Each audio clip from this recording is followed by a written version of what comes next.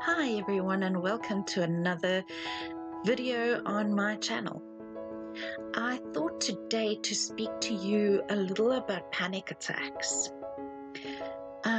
Basically because I've recently experienced quite a few panic attacks, and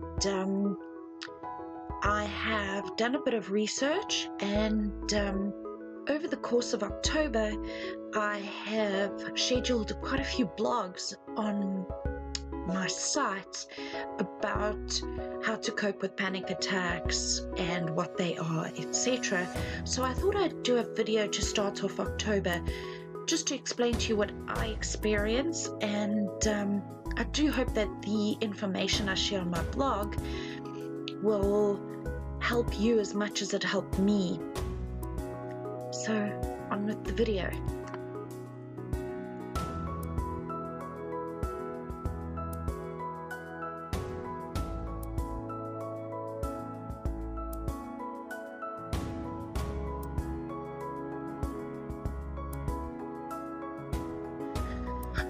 Okay, so from my own experience, let me give you a little bit of background about myself. I am a domestic violence and childhood trauma survivor, and so self-care is really important to me. During lockdown, I upped the game of self-care a little bit, and I've been sharing a lot of that via my new page, Pause for Self-Care, about self-care tips, what to do, how to help your pets, etc. So while I've been using all my tools, including my spiritual tools like meditation, etc., things have been difficult for me, just like they've been difficult for everybody else. And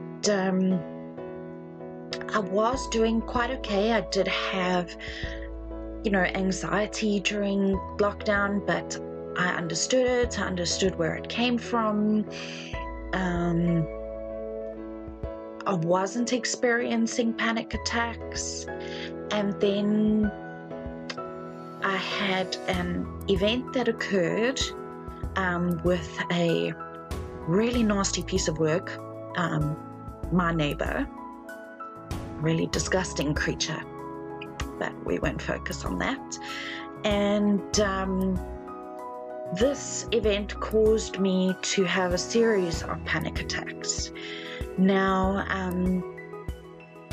on the day of the event, I had quite a major panic attack, and later on, in the middle of the night, when nothing was happening, I basically got up from bed to go to the bathroom, and that's when I had another quite major panic attack. And then I had minor panic attacks also when nothing had been happening that day. It was a fairly good day, nothing really anxious happening. Had a lovely shower, was planning to relax and have a bit of a pampering time, and another panic attack came along. So yeah, you never can really know, well, can't say never. You can know when they are going to occur. There are pre-symptoms, and other times you might not know when they are going to occur. And that's how panic attacks are. So what I find about during a panic attack is that it's basically impossible to think or reason logically. So in my research, I found some breathing techniques to actually practice beforehand, so that you can train your brain to already put those ideas into practice when you have a panic attack. So yeah, I suggest that when you have a plan of action to work through a panic attack, give those tips to your friends and family who are around you often, so that they know what your plan for panic attacks are, and they can help you implement them. A brief description of symptoms of a panic attack. Now, before I give those to you, I have given a more detailed information on my blog post, which will be going live in the beginning of October. So just to give you a brief description now of what I experience is that I actually had chest pains before, in a way that I was so anxious that my chest was tight, and the tightness actually had no relation to my asthma. However, it did affect my asthma. I had like a really tight chest, tight breastbone. I was quite lightheaded. I had quite a bit of dizziness. I know when I have a panic attack, I tend to clench my wrists, or if I have loose clothing on, I'll wrap my hands around my clothing. And I just actually can't think of what to do when I'm having a panic attack.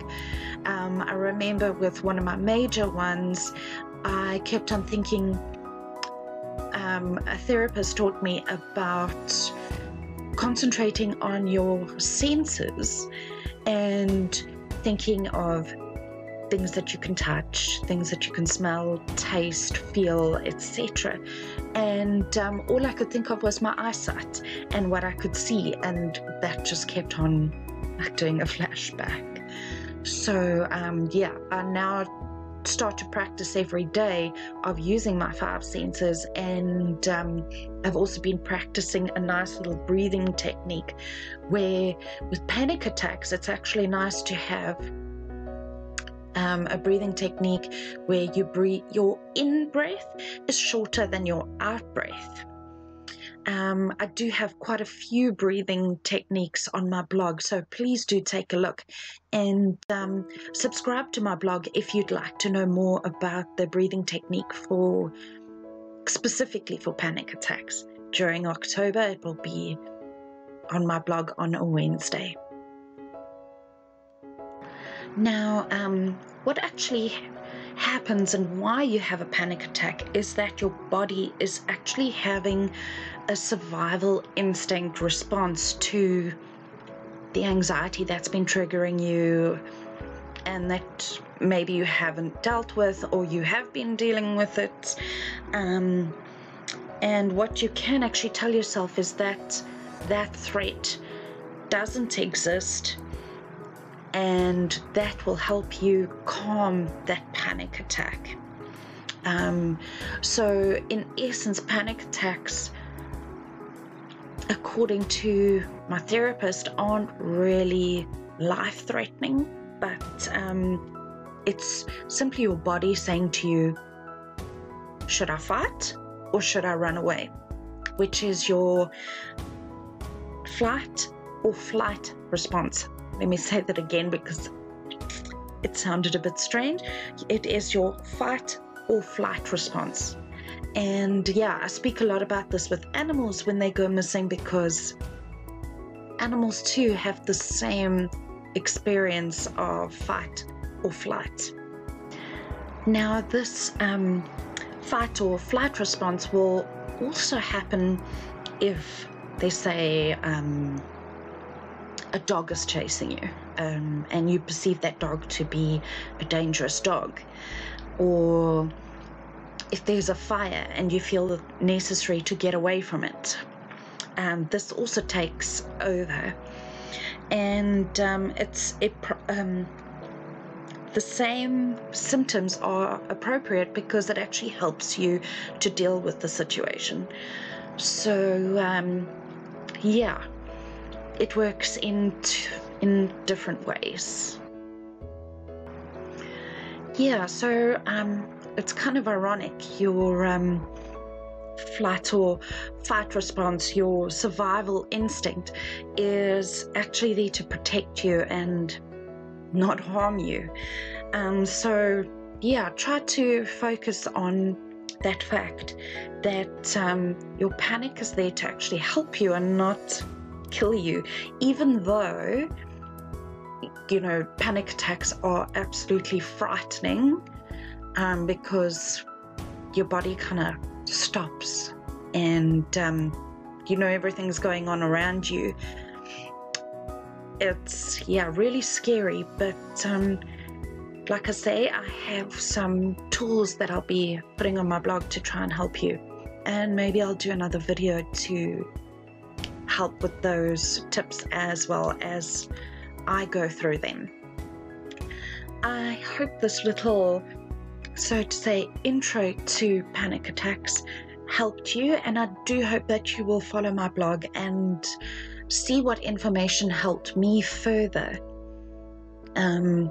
to cope with panic attacks and to get back to a state of calm.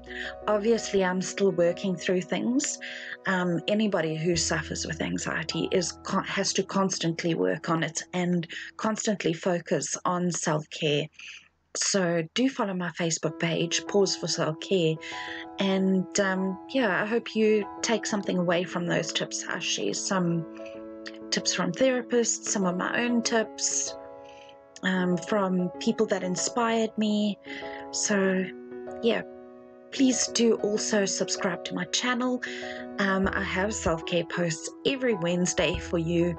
In fact, the entire channel is focused around combining pet care with self-care and vice versa. So you can use your animals, for instance, taking your dog for a walk, which I've also described, to help your mental health. You can use your cats and the time you spend with them to help your mental health. So yeah, I try to keep my channel quite informative to try and help you as much as possible. Cute pet videos to help you relax, and some nice information that I hope you can take something away with you. Thank you for watching.